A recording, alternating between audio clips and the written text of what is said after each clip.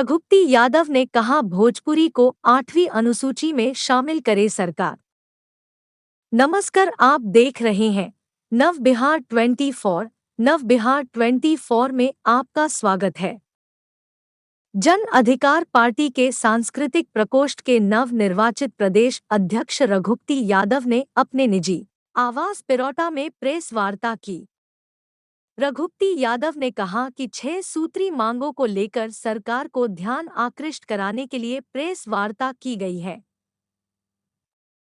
Press वार्ता में मुख्य रूप से तारकेश्वर पासवान, आमेश्वर पासवान, छोटे लाल राय, त्रिभुवन कुमार, चगनी यादव, मुना यादव, सचितानंद पांडे, संतोष ठाकुर, मदन यादव सहित दर्जनों लोग उपस्थित थे। आरा भोजपुर से अजय सोनी की रिपोर्ट। चलिएगा भैया, शुरू। हाँ, आज प्रेस वार्ता करें सर। जी, आज प्रेस वार्ता हम कर रहे हैं। सबसे पहले आपको बता दें और कि हम जन अधिकार पार्टी के प्रदेश अध्यक्ष सांस्कृतिक प्रकोष्ठ के बनाए गए हैं, जो कि जन अधिकार पार्टी के राष्ट्रीय अध्यक्ष पप्पू यादव और प्रदेश अध्यक्ष राघवेंद्र कुशवाहा जी ने हम पे भरोसा किया है। जिस उद्देश्य से बनाए गए हैं, तो मैं ये बताना चाहता हूँ पूरे बिहार के लोगों को कि मैं पप्पू यादव का जो संघर्ष है, जो उनकी नीति है, उसको पूरे बिहार में, पूरे ज़िले में जन जन तक पहुंचाने का उद्देश्य है मेरा। इसी उद्देश्य से बनाया गया है और मैं आप सबका बधाई के साथ प्रदेश अध्यक्ष और राष्ट्रीय अध्यक्ष की बधाई देता हूं कि इस पद के योग हमको समझा और इस पद पर बैठाए। नई पार्टी और पार्टी में नई जिम्मेवारी मिली, किस तरह से कार्य कीजिएगा? देखिए, जो जिम्मेवारी हमें मिली है, सांस्कृतिक प्रकोष्ठ के प्रदेश अध्यक्ष बनाया गया है, तो मैं सबसे पहले यहाँ भोजपुर जिला से स्टार्ट करूँगा, जिसकी लड़ाई मैं लड़ने का काम करूँगा। जो कि आज भोजपुरी भाषा लोकप्रियता पूरे हिंदुस्तान में, पूरे वर्ल्ड में आज चरम सीमा पर है। हर लोग पसंद कर रहा है। पहले की अपेक्षा बहुत ज़्यादा ही लोग आज सुन रहे हैं, भोजपुरी भाषा को समझ रहे हैं। ये हमारे लिए बहुत शुभ है। तो उसी के संदर्भ में हमारे जो भोजपुरी के भाषा को विख्यात करने के लिए, जो विख्यात करने के बिना जिन्होंने उठाया था, वो हमारे बीच नहीं हैं, जिनका मैं नाम और आप सब भी भली भांति जानते हैं। उनका नाम स्वर्गीय भिखारी ठाकुर जी। स्वर्गीय भिखारी ठाकुर जी को मैं नमन करता हूं और मैं ये लड़ाई स्वर्गीय भिखारी ठाकुर जी से ही, उनकी मान सम्मान के लिए मैं लड़ाई लड़ने का ऐलान करता हूं कि भिखारी ठाकुर की जो सोच थी, गांव गंवई के लोग जो कलाकार होते थे, उनको बढ़ावा कैसे मिले, सरकार अभी तक इस पर कोई ठोस कदम नहीं उठा पाई है। इसके लिए हम चाहते हैं कि भिखारी ठाकुर जी के सपनों को साकार किया जाए। और भिखारी ठाकुर जी को अभी तक राष्ट्रीय सम्मान नहीं मिला, राष्ट्रपति पुरस्कार नहीं मिला। हम ये चाहते हैं, हम ये लड़ाई लड़ेंगे कि उनको राष्ट्रपति पुरस्कार मिले, राष्ट्रीय सम्मान मिले। क्योंकि भिखारी ठाकुर जी का एक सपना था कि गांव गंवई के लोग को टैलेंट है, बहुत जानकारी, बहुत चीज है कलकारी लाइन में, कलकार बहुत है, लेकिन उनको अपने गांव तक ही सीमित रहना पड़ जा रहा है। क्योंकि उनको व्यवस्था नहीं मिल रहा है सरकार के तरफ से, समाज के तरफ से कोई प्लेटफॉर्म नहीं मिल रहा है। कहीं जिला से प्रदेश स्तर पर, राष्ट्रीय स्तर पर झंडा गाड़ने के लिए, अपनी कला का प्रदर्शन के लिए सब लोग बेचैन हैं। उनकी कला गांव तक ही सीमित होकर रह जा रही है। उसको हम लोग, हमारे जन अधिकार पार्टी के मुखिया पप्पू यादव जी का कहना है कि जो गांव गंवई के कलाकार है, जो आज कुछ पैसे के अभाव में, जानकारी के अभाव में, उनको अपने परिवार को भरण पोषण करने में व्यस्त हैं, आगे कुछ नहीं कर पा रहे हैं, ऐसे में हमारे जन अधिकार पार्टी उनकी मदद करेगी और उनको प्रदेश स्तर से लेकर राष्ट्रीय स्तर पर उनकी कला को बिखेरने का काम करेगी। रघुपति जी, एक सवाल है जी। आप सांस्कृतिक प्रकोष्ठ के अध्यक्ष बनाए गए हैं। जितने राजनीतिक पार्टियां हैं सब में सांस्कृतिक प्रकोष्ठ का गठन किया गया है, लेकिन आज तक पूरे बिहार में, बिहार की ही बात करते हैं, जितने सांस्कृतिक प्रकोष्ठ के अध्यक्ष हो या उससे जुड़े लोग हैं, वो आज तक यहाँ के कलाकार या फिर यहाँ की संस्कृति को वो आयाम नहीं दिला पाए। आप क्या कीजिए? सर, वही तो हम कह रहे हैं, जिस उद्देश्य से हमारे माननीय पूर्व सांसद पप्पू यादव, जन अधिकार पार्टी के राष्ट्रीय अध्यक्ष पप्पू यादव ने जिस उम्मीद और विश्वास के साथ मुझे यह जिम्मेवारी दी है, उस पर मैं खरा उतरने का मैंने प्रयास करूंगा। कारण क्या है कि आज तक ले जो भी सरकार आई, कला के क्षेत्र में जो लोग भी है, उन पर कोई सरकार का पहल और ध्यान नहीं हुआ है। कलाकार वैसे हैं जो कि एक समय आया था, मांझी जी सरकार में आए थे तो म्यूजिक टीचर का भर्ती किए थे, वो भर्ती आज भी बंद है। मैं इसको भी मांग करता हूं कि म्यूजिक टीचर का भर्ती होना चाहिए और सरकार में भागीदारी होना चाहिए, कलाकारों का भी मान सम्मान होना चाहिए।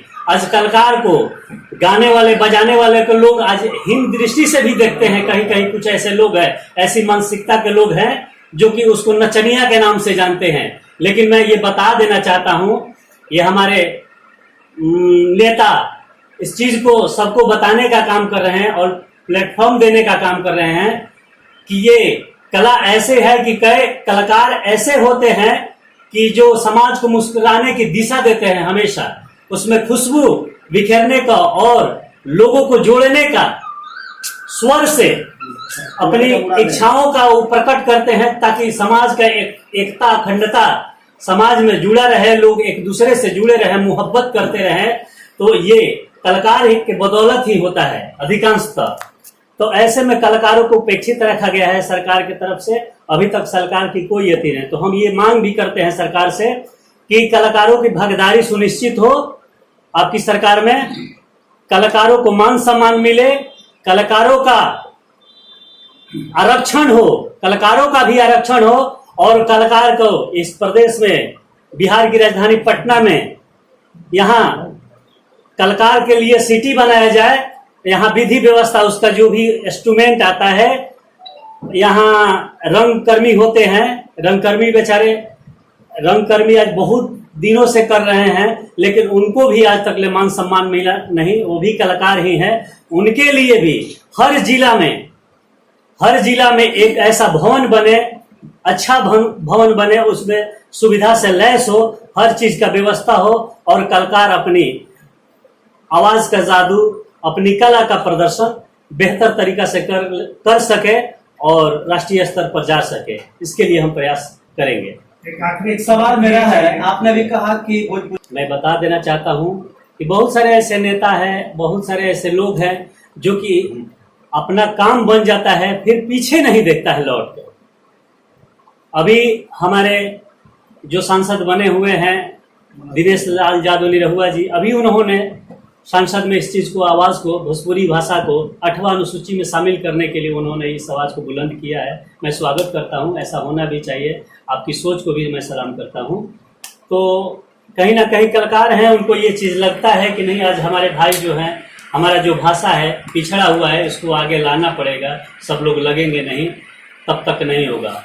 और मैं सभी कलाकारों से भी ये आग्रह करता हूं कि इसकी लड़ाई लड़नी होगी, आपको एकता दिखानी होगी। अगर सरकार में भागीदारी लेना है, हिस्सेदारी लेना है, तो आपकी एकता, चट्टानी एकता मजबूती करके दिखाना पड़ेगा।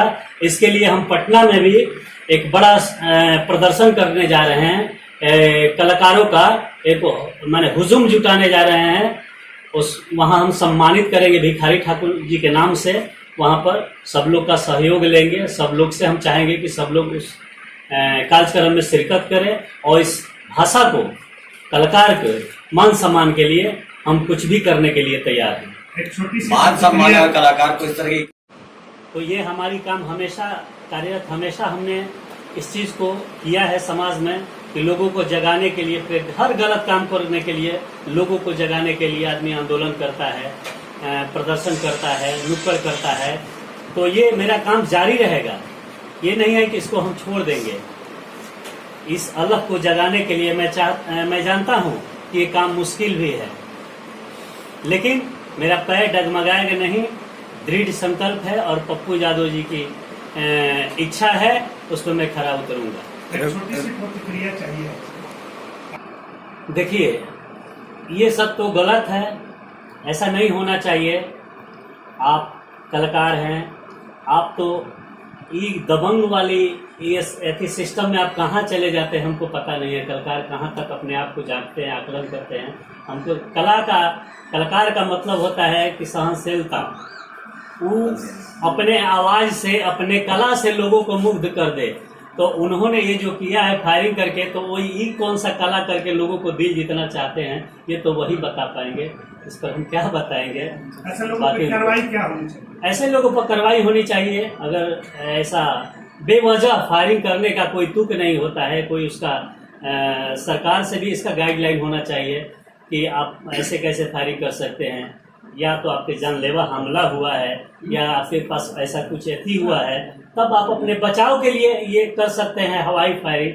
लेकिन ऐसे बिना वजह को, ये गलत बात है, इसका मैं पुरजोर विरोध करता हूँ। रघुपति जी, आपको संस्कृति का प्रभार दिया गया है, इसमें संगीत के अलावा खेल कूद भी आता है। जी जी, तो खेल कूद को लेकर के क्या? जी, खेल कूद को भी हम बताएंगे, इसमें तो अभी हम बोल ही रहे हैं। जी। देखिए, संस्कृति का मतलब सिर्फ कलाकार गाना और बजाना ही नहीं होता है, इसमें खेल कूद भी आता है। खेल कूद के लिए हर जिले में स्टेडियम बनाने के लिए हम खेल मंत्री से और मुख्यमंत्री जी से मैं मांग करूंगा यहाँ पर, और मिलकर भी हम खुद मिलेंगे कला संस्कृति मंत्री जी से और मुख्यमंत्री जी से, उप मुख्यमंत्री जी से मिलकर इन सारी चीज़ों पर बात होगी कि आज हमारे युवा स्टेडियम नहीं है, खेल का मैदान नहीं है, बेचारे रोड पर दौड़ रहे हैं। जो सुबह सुबह रोड पर दौड़ रहे हैं, इसके वजह से कितना एक्सीडेंट हो गया है, कितने भाई हमारे नहीं रहे, आज के डेट में हमारे बीच नहीं रहे हैं। दौड़ते क्रम में गाड़ी वाले ने रौंद दिया तो कहीं कुछ हो जाता है। इसके लिए प्रॉपर खेल कूद के लिए मैदान, स्टेडियम बनाया जाए, जिम का व्यवस्था किया जाए। ये सब मैं पुरजोर तरीके से मांग करूंगा सरकार से। और किसी का सवाल? जिले में बढ़ते अपराध को लेकर जन अधिकार पार्टी क्या रणनीति बनाई हुई है कि जिस तरीके से आपके क्षेत्र में भी लगातार हत्याएं हो रही हैं? जी, बिल्कुल सही बात है, इससे इनकार नहीं किया जा सकता है। जो अपराध का ग्राफ है दिन पर दिन तांडव मचा रहा है, इस पर हम यही कहना चाहेंगे कि जो आज नई नवेली जो सरकार आई है, तो मैं ये कहूँगा कि इस पर अंकुश लगाया जाए।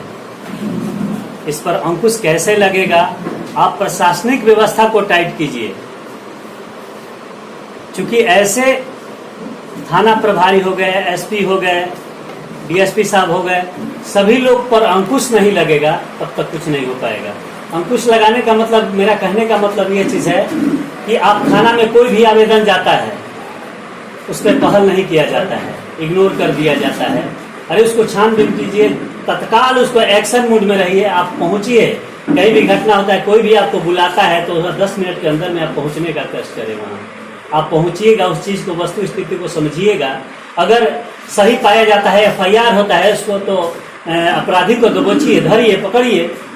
अपराधी धर पकड़ में नहीं आता है, इससे मनोबल बढ़ जाता है। वो लोग तो अपराधी पुलिस को चैलेंज करता है, यानी अपराधी का इतना मनोबल बढ़ा है, नाकामी माना जाए। देखिए, एकदम बिल्कुल तरह से नाकामी हम प्रशासन की मानते हैं। वो पुलिस को चैलेंज करता है, एक मर्डर करने के बाद दूसरा भी कर देता है, तीसरा कांड हो जाता है, क्षेत्र में चौथा भी कांड हो जाता है। कैसे हो जाता है? आखिर उसको पकड़ा क्यों नहीं जा रहा है? आखिर वो कब तक भागता रहेगा? पुलिस से कोई बच पाएगा? सरकार से कोई बच पाएगा? और जगह मुंबई, दिल्ली और जगह भी कहीं कहीं ऐसी घटनाएं होती है, तुरंत पुलिस पहुंचने का काम करते हैं। लेकिन यहाँ घटना समाप्त हो जाने के बाद पुलिस पहुंचती है। आखिर क्यों? किसके इशारा पर? तो कहीं ना कहीं नेताओं का भी कमी है। इशारा होता है, उसमें नेता लोग भी इन्वॉल्व होते हैं गलत करने के लिए सिस्टम में। दूसरा सवाल ये है कि आपका क्षेत्र बहुत जल्दी पानी भर जाता है, इस पर क्या करेंगे? जी, मैं सरकार से दरख्वास्त करूंगा मांग करूंगा कि जो बाढ़ की विभीषिका है सब लोग जो झेल रहे हैं, आज किसान की सारी फसल बर्बाद हो गई, चौपट हो गई। ये बड़हरा में भी, शाहपुर में भी, आरा में, सभी जो किसान इसी पर खुद डिपेंड है, निर्भर है, किसान खेती से ही, आज उनकी तो फसल बर्बाद हो गई, वो कहीं लायक रही नहीं। लेकिन मैं सरकार से कहूंगा कि उनकी मुआवजा दी जाए, बाढ़ क्षेत्र घोषित हो और उनका मुआवजा दिया जाए, क्योंकि पिछले बार का भी मुआवजा अभी तक नहीं मिल पाया है। पिछले साल का भी बाढ़ का जो क्षतिपूर्ति